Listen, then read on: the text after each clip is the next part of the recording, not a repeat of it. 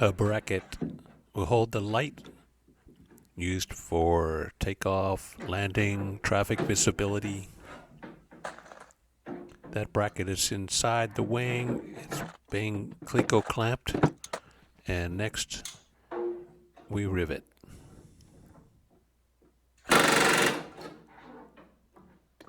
Six rivets along the top and also the bottom.